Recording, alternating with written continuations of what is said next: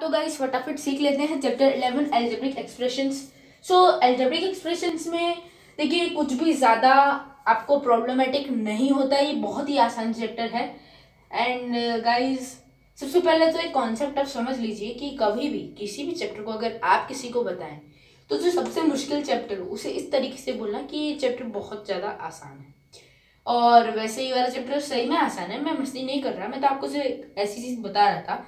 लेकिन ये चैप्टर तो सही में भी आसान है, मैं झूठ नहीं बोल रहा। अगर आपको ये चैप्टर मुश्किल लगता है ना, अगर कभी आपको ऐसा लगता है ना कि ये चैप्टर मुश्किल पड़ सकता है मेरे लिए, भैया ने ऐसा बोल दिया, भाई ने ऐसा बोल दिया मेरे, तो भाई आप आई बटन के लिंक पर जाइए। चैप्टर नंबर 4 एक एनसीईआरटी में क्लास 7 में चैप्टर नंबर 4 है सिंपल एक्सप्रेशंस। सबसे पहले तो आप उसे समझ के आइए, ये चैप्टर आपके लिए हुक जैसा आसान हो जाएगा। ओके, सो आप भाई सिंपल एक्सप्रेशन जो भी है ये प्लीज़ करिए, क्योंकि गाइस इसके बिना तो उसके बिना आप शायद ही ये कर पाएंगे। ओके, जो इस वीडियो को ध्यान से देख रहे हैं, मैं समझ गया कि भाई उनने जिनने ये स्पेलिंग में मिस्टेक निकाली वो इस वीडियो को बहुत ही ध्यान से देख रहे हैं। मैं जो सिंपल इक्वेशंस का वीडियो है उसकी आई बटन में लिंक पहले ही दे चुका हूँ। मतलब मैंने अभी जब सिंपल इक्वेशंस की बात की थी मैंने तभी आई बटन में लिंक दे दी थी। आप वहाँ से सबसे पहले सिंपल एक्सप्रेशंस का वीडियो देख लीजिए। और अगर एक ही नहीं, मैंने पूरे सारे 7th क्लास के चैप्टर्स की लिस्ट बनाई है, वहाँ से देख सकते हैं। अभी तो देखिए मैं चैप्टर 12 पे हूँ, जो भी हो चैप्टर 12 पे हूँ मैं। ओके, सो फटाफट आप जाके यहाँ से 12 चैप्टर भी देख सकते हैं। ओके, सो ये चैप्टर नंबर 12 है। और अगर आप लोग मेरे वीडियो को ध्यान से देख रहे हैं तो ये चैप्टर 12 और एल्जेब्रिक एक्सप्रेशंस के स्पेलिंग मिस्टेक को आप आराम से पकड़ लिए होंगे। तो गाइस स्टार्ट करते हैं आज का वीडियो। सो गाइस सबसे पहली चीज़ जो आती है वो है, मैं आपको कुछ पॉइंट्स बताना चाहूँगा जिसकी मदद से आपके लिए एल्जेब्रिक एक्सप्रेशंस बहुत ही मक्खन जैसा हो जाएगा। तो स्टार्ट करते हैं। तो सबसे पहला पॉइंट ही बहुत ही मेन है इसमें कि algebraic expression is formed from variables and constant using different operations. Okay, so जो आप देख सकते हैं वेरिएबल और कांस्टेंट को जब मैंने प्लस किया तो एल्जेब्रिक एक्सप्रेशन बन गया। For example 2y plus 3 is equals to 6, ये एक एल्जेब्रिक एक्सप्रेशन है। एल्जेब्रिक एक्सप्रेशन में क्या होता है, एक वेरिएबल होता है। अगर आपको वेरिएबल कांस्टेंट के बारे में नहीं मालूम है तो डिस्क्रिप्शन में आपको सिंपल इक्वेशंस के वीडियो मिल जाएगा, वहाँ से जाके पूरा देख सकते हैं कि मैंने उसमें पूरा एक्सप्लेन किया था कि कांस्टेंट क्या होता है, एलएचएस आरएचएस क्या होता है। ओके, तो 2y प्लस 3 में देखिएगा यहाँ पे 6 हो रहा है। ओके, सो गाइस यहाँ पे जो आप y देख पा रहे हैं, ये y जो है पूरा वेरिएबल है, ये कॉन्स्टेंट हो जाएगा। ये जो आप 2 देख पा रहे हैं, देखिए कोई भी नंबर एक कांस्टेंट होता है। बाकी अगर आप डिटेल में डिस्कस करना चाहते हैं तो आप चैप्टर नंबर 4 देख सकते हैं। ओके, सो जब कोई वेरिएबल और कांस्टेंट जब मिल जाता है तो वो बन जाता है और उसके साथ इज इक्वल्स टू का साइन और ये सब जब आ जाता है आंसर में, आंसर तो उसे कहते हैं algebraic expression. Okay, and algebraic expression में कोई भी ऑपरेशन लग सकता है, ज़रूरी नहीं कि सिर्फ प्लस लग जाए। 4 ऑपरेशन होते हैं, plus, minus, multiply and divide. कई बार तो गाइस मैंने देखा कि परसेंट के साइन भी लग जाते हैं। ओके, सो ये बात है परसेंट का साइन। अभी तो मैं सिर्फ 4 मेन ऑपरेशंस की बात कर रहा हूँ। ओके, सो नेक्स्ट टॉपिक की ओर बढ़ते हैं। नेक्स्ट टॉपिक भी बहुत ही आसान है। देखिए expression and made up of terms. So guys इस चीज़ को मैं थोड़ा सा डिटेल में एक्सप्लेनेशन दूँ तो बताता हूँ आपको डिटेल में। So the main thing is, देखिए टर्म बहुत सारी होती है, अब मैं आपको थोड़ा सा डिटेल में बता रहा हूँ। सॉरी ये गिर गया। Okay, the main thing I am talking about is monomial, binomial, trinomial, polynomial. Term 4 प्रकार की होती है। मैंने अभी अभी बोला कि जो एल्जेब्रिक एक्सप्रेशंस होती है वो बहुत सारे टर्म से कंसिस्ट होती है। कुछ में एक टर्म होता है, कुछ में 2, कुछ में 3 और कुछ में 3 से ज़्यादा। ओके, सो सबके बारे में बात करें तो 4 कैटेगरीज बनती है। कैटेगरी नंबर 1, कैटेगरी नंबर 2, 3, 4, ऐसी 4 कैटेगरी होती है। सो सबसे पहला आता है मोनोमिल। ओके, सो मोनोमिल में क्या होता है, मोनोमिल में एक टर्म होती है। For example 2y, xy, 3y, 4y, मैंने इधर सिर्फ एक एग्जाम्पल दिया है। ओके, अब हम दूसरी चीज की बात करें जो होती है बाइनोमियल। ओके, बाइनोमियल में 2 टर्म होती है, 2 टर्म। ओके, कौन कौन सी, 2y प्लस 3y, ओके, बस एक ऑपरेशन लगना चाहिए और कोई भी दो टर्म होनी चाहिए, ओके। टर्म्स क्या होती है, जो कि एक कांस्टेंट और वेरिएबल से मिलकर बनती है, उसे हम टर्म्स कहते हैं। जैसे कि 3 एक कांस्टेंट हो गया, ओके, 3 एक कांस्टेंट हो गया एंड y एक वेरिएबल हो गया, सो ये एक टर्म बन गई, ओके, 3 एंड y एक टर्म बन गई।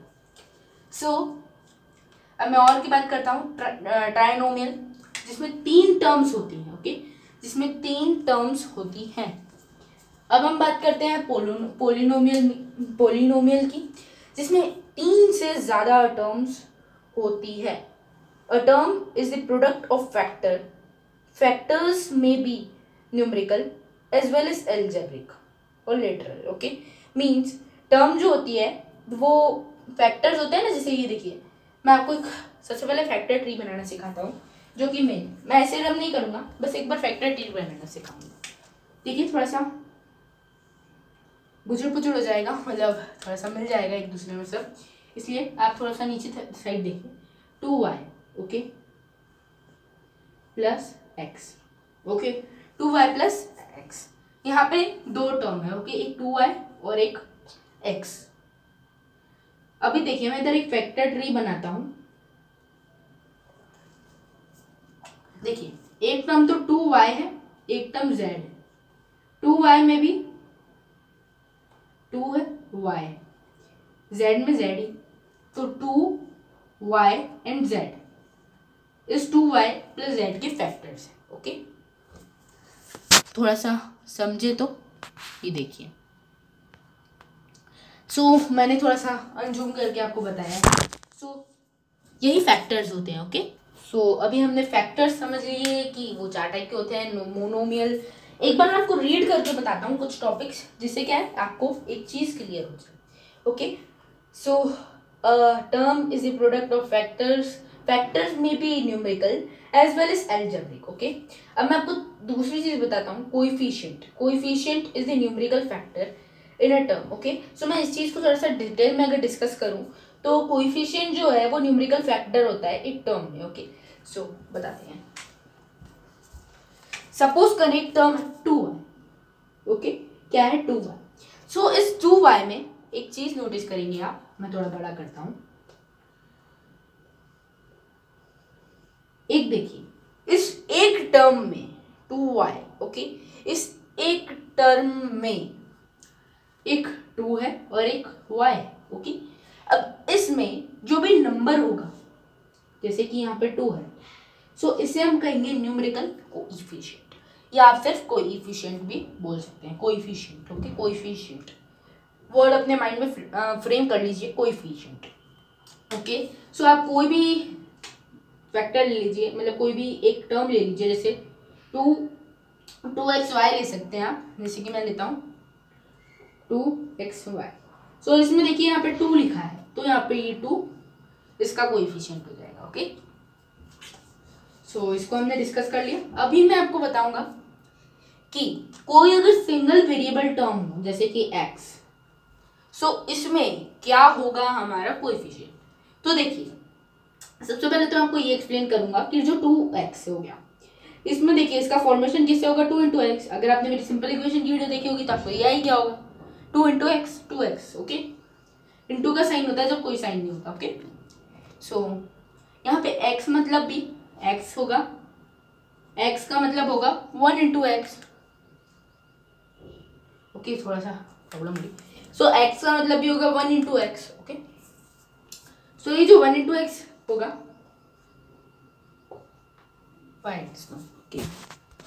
Okay, so x × 1। सो इस x × 1 में क्या है, x × 1 में यहाँ पे मतलब ये हो जाएगा 1x, ओके, 1x। सो इस 1x में जो न्यूमेरिकल कोएफिशिएंट होगा वो 1 हो जाएगा, यानी x का न्यूमेरिकल कोएफिशिएंट 1, ओके। सो इसी तरीके से हम और निकालते हैं। देखिए अब मैं बोलूँगा आपसे z का कोएफिशिएंट क्या होगा, सो बताइए, मुझे नहीं आता, अब आप ही बताइए। सो मैं बता देता हूँ 1। जब कोई भी कोएफिशिएंट किसी के साथ नहीं रहता है, जैसे z के साथ कोई भी कोएफिशिएंट नहीं है, सो उसे 1 का करार मतलब नाम दे देते हैं, ओके। सो ये चीज़ मैंने अब एक आपके साथ डिस्कस की। सो अब मैं जो नेक्स्ट चीज़ आपके साथ डिस्कस करूँगा वो होगी, मैं आपको अभी टर्म्स के बारे में एक्सप्लेन कर रहा हूँ. So coefficient is the numerical factor in a term. Sometimes any factor in a term called the coefficient of the remaining part of the term. Means थोड़ा सा आप समझे नहीं होंगे इस चीज़ को. देखिए, कोई भी टर्म में जो अलजेब्रिक चीज़ होती है, जैसे कि 9x हो गया, तो 9x में ये जो x है ये इसका हो गया एल्जेब्रिक कोएफिशिएंट. x भी चीज है भाई, x कहाँ गई, मतलब हमारा जो ये देखिए 9xy है, तो भाई xy एक न्यूमेरिकल कोएफिशिएंट हो जाएगा. xy एक न्यूमेरिकल नहीं, सॉरी, उसे क्या कहते हैं, एल्जेब्रिक कोएफिशिएंट हो जाएगा. देखिए, कोएफिशिएंट दो टाइप के होते हैं. क्या? एक न्यूमेरिकल कोएफिशिएंट और एक algebraic coefficient. Okay, so numerical coefficient में क्या होता है, जैसे 99x, 99x, तो ये जो 99 है वो इसमें न्यूमेरिकल कोएफिशिएंट बन गया. और एल्जेब्रिक कोएफिशिएंट में क्या होगा, ये जो 99x है इसमें जो एल्जेब्रिक चीज़ दिख रही है, एल्जेब्रिक वर्ड, वो है x, any small letter. Okay, so x, तो इसमें x एल्जेब्रिक कोएफिशिएंट हो गया. वापस पढ़ता हूँ. Coefficient is the numerical factor in a term. Okay, numerical factor. Sometimes any factor in a term is called the coefficient. कोई भी factor term का कोएफिशिएंट ही कहलाता है. इसे दो पार्ट्स में डिवाइड कर दिया, इसलिए एल्जेब्रिक कोएफिशिएंट और numerical coefficient. Okay, and the coefficient of the remaining part. Okay, ये तो हम समझ गए. The terms having same algebraic factors are known as like terms. Okay, so इस चीज को हम डिस्कस करेंगे कि like terms क्या होती है एंड unlike terms क्या होती है. So देखिए, मैं आपको क्लियरली बताता हूँ कि like terms क्या है एंड unlike terms क्या है. So देखिए, like terms वो होती है जिनके पास सेम, मैं आपको बताता हूँ, जैसे कि 2x 3x, ये दोनों के पास सेम न्यूमेरिकल कोएफिशिएंट है, तो ये हो गए लाइक टर्म्स. जो दो टर्म के पास सेम न्यूमेरिकल कोएफिशिएंट होता है वो लाइक टर्म्स होता है. For an example 9xy 4xy, ये भी आप देख सकते हैं कि ये भी जो है वो लाइक टर्म्स ही है. ओके, अब देखिए, यहाँ पे जो न्यूमेरिकल कोएफिशिएंट होता है इससे इसका कोई मतलब नहीं होता लाइक टर्म्स का. ये सिर्फ एल्जेब्रिक कोएफिशिएंट ही देखते हैं. ओके, सो अब मैं नेक्स्ट चीज के बारे में आपके साथ डिस्कस करूंगा.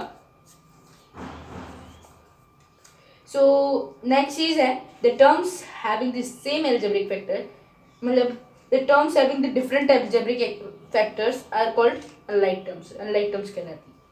Expression with one terms is called a monomial. Binomial, trinomial बता ही दिया था, और पॉलिनोमियल भी बता दिया था. In general, an expression with one or more than one term is known as polynomial with non-negative integral exponent of the variables is called polynomial. So guys, polynomial वो होता है जिसके पास एक से ज़्यादा टर्म हो. मैंने लिखा ना तीन से ज़्यादा, मैंने एक चीज़ बताई थी आपको कि polynomial जो होता है उसमें तीन से ज़्यादा टर्म्स होती है. थोड़ा सा ऊपर करके आपको दिखाता हूँ. ये है पॉलिनोमियल हमारा. सो इसमें मैंने बताया था तीन से ज्यादा, तो इसमें तीन से ज्यादा नहीं है, एक से ज्यादा है. मतलब मोनोमियल भी पॉलिनोमियल है, बाइनोमियल भी पॉलिनोमियल है, ट्राइनोमियल भी पॉलिनोमियल है, और पॉलिनोमियल तो खुद ही पॉलिनोमियल है. एक से ज्यादा टर्म्स सभी पॉलिनोमियल होता है. मोनोमियल को छोड़ के सब पॉलिनोमियल की कैटेगरी में ही आते हैं. ओके, सो अब मैं आपको कुछ और बताना चाहूँगा. क्या बताऊँगा मैं अब आपको? Tester formula. ओके, सो अब मैं आपको बताऊँगा नेक्स्ट चीज. ओके, नेक्स्ट चीज क्या कहती है?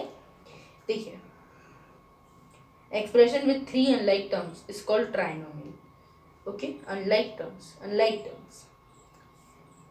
ओके, तो हम ये समझते हैं कि जब भी कोई भी हम दो टर्म को ऐड करते हैं, तब देखिए ऐड जब हम करते हैं तो सिर्फ हम लाइक टर्म को ऐड कर सकते हैं. जैसे 2xy + 3xy हम करेंगे तो हम 2 + 3 5xy तभी कर सकते हैं जब वो अपने आप में लाइक टर्म्स हो. ओके। सो अपने आप में वो लाइक टर्म्स होनी चाहिए तभी हम उसे ऐड कर सकते हैं। कुछ लोग तो इस तरीके से भी जो टर्म्स हैं, कुछ लोग नहीं वैसे सभी यही फॉर्मूला अपनाते हैं। देखिए कुछ लोग ऐसे बोलते हैं 2xy plus 3xy plus 4x plus 5x। तो पता है किस तरीके से सॉल्व करते हैं? पहले तो लाइक टर्म्स को इकट्ठा कर लेते हैं, xy एक तरफ, x एक तरफ, 2 + 5xy प्लस 4 + 5 9x। ओके, सो पूरा आंसर ही हमारा बन गया 5xy प्लस 9x। ओके, तो मेन चीज़ है मैंने आपको बता दी। देन अब मैं आपको थोड़ा सा और कुछ बताता हूँ, जो मेन चीज़ है सब बता देते हैं आपको। Okay, so to find the value of an expression, we substitute the values of the variable to be the expression and then simplify. Okay, so हम इसी तरीके से करते हैं। rules and formula in mathematics are written to concise and general form using algebraic expression। जैसे आपने area का formula पढ़ा होगा, लेंथ इनटू ब्रेड्थ। मैं स्क्वायर किसी भी रेक्टेंगल की बात कर रहा हूँ, length into breadth. Okay, so actually वो लेंथ इनटू ब्रेड्थ फॉर्मूला नहीं होता, उसे कहते हैं L into B. Okay, L into B formula होता है। सो ये एल और बी क्या है? देखिए ये भी एक तरीके से क्या है, एल्जेब्रिक। देखिए ये एक वेरिएबल्स हैं, वेरिएबल्स के साथ लिखा जाता है। गाइस ये वीडियो बहुत ही आपको पसंद आया होगा, क्योंकि गाइस इसमें मैंने बहुत ही कुछ मेन चीज़ें आपको बताई है और आपको कुछ टेस्ट क्वेश्चंस नीचे डिस्क्रिप्शन में देने की कोशिश करूँगा। नहीं अब है तो वेट करिएगा, आ जाएंगे। सो गाइस बहुत ही आसान चीज़ें थी हैं, आप उन टेस्ट क्वेश्चंस को हल करिएगा और कमेंट में जो मुझे सबसे पहले बताएगा मैं उसके कमेंट को लाइक करूँगा और उसके कमेंट को अगले वीडियोस में अपने पिन करूँगा कि भाई इसने मेरी वीडियो को बहुत ही अच्छे से देखा और जो है इसने उस चीज़ का आंसर निकाल लिया। सो गाइस वीडियो अच्छा लगा हो तो प्लीज़ लाइक करना, नहीं तो छोटा भाई समझ के भाई माफ़ करना, क्योंकि गाइस मैंने जो है सारे ही टॉपिक्स कवर कर लिए। अलजेब्रिक एक्सप्रेशंस में ये चीज़ मेन होती है कि इसमें कोई भी जो फॉर्मूले आपको याद नहीं करने पड़ते हैं। सो गाइस बहुत ही अच्छी चीज़ थी ये। एंड अलजेब्रिक एक्सप्रेशंस देखिए एक टॉपिक बहुत ही अच्छा है और इसमें जो है देखिए मैं आपको एक चीज़ तो बता दूं कि जो अलजेब्रिक एक्सप्रेशंस होते हैं ना, जो वेरिएबल्स होते हैं उनकी वैल्यू वेरी होती है, फिक्स नहीं होती। एंड बट जो कांस्टेंट होते हैं उनकी वैल्यू फिक्स होती है। एक बहुत ही बड़ा और बहुत ही अच्छा जो आप बोल सकते हैं कि डिफरेंस। ओके, एंड अभी जो भी मैंने आपको पीछे बोर्ड पे बताया वो भी बहुत ही अच्छा डिस्कशन था अपने बीच, और मुझे मालूम है आपके बहुत सारे डाउट्स भी आए होंगे। गाइज प्लीज़ कमेंट कीजिए, कमेंट कीजिए, कमेंट कीजिए। गाइज मैं आपको बोलना चाहूँगी कि कई बार डिसफॉर्चुनेटली ये जो कमेंट बॉक्स है वो ऑफ हो जाता है। सो गाइज मैं आपको अपने इंस्टाग्राम आईडी की मेरे अबाउट सेक्शन में, मेरे चैनल के अबाउट सेक्शन में आपको इंस्टाग्राम आईडी भी मिल जाएगा और डिस्क्रिप्शन में भी मिल जाएगा। और कभी ना मिले तो आप अबाउट सेक्शन में मैं इंस्टाग्राम आईडी पे क्लिक करके मेरे इंस्टाग्राम आईडी पे मुझसे पूछ सकते हैं। और अगर मैं तब भी ना पढ़ पाऊँ तो गाइस आपको कोई दिक्कत नहीं है, आप थोड़ा सा वेट कीजिए, अपने आप आपके क्वेश्चन का सॉल्यूशन मैं दे दूंगा, क्योंकि कमेंट बॉक्स ऑन हो जाएगा एंड तब आप पूछ लीजिएगा। चलिए मैं आपको बहुत ही भागदौड़ का तरीका बता रहा हूँ। क्यों भाई क्यों भागदौड़ का तरीका मैं आपको बता रहा हूँ? नहीं आपको कुछ नहीं करना है, बस भाई कमेंट बॉक्स को देखिए, कमेंट बॉक्स को चेक कीजिए। 1-2 दिन बाद भाई कमेंट बॉक्स भी खुल जाएगा एंड कमेंट बॉक्स को आप कमेंट कीजिए, बिंदास कीजिए कमेंट। एंड जो है आप डायरेक्टली मेरी इंस्टाग्राम आईडी का लिंक जो है डिस्क्रिप्शन में भी मिल जाएगा, आप डिस्क्रिप्शन में चेक आउट कर सकते हैं। सो बाय बाय, मिलेंगे अगले वीडियो में। डाउट हो तो प्लीज़ पूछ लीजिएगा। Okay bye bye.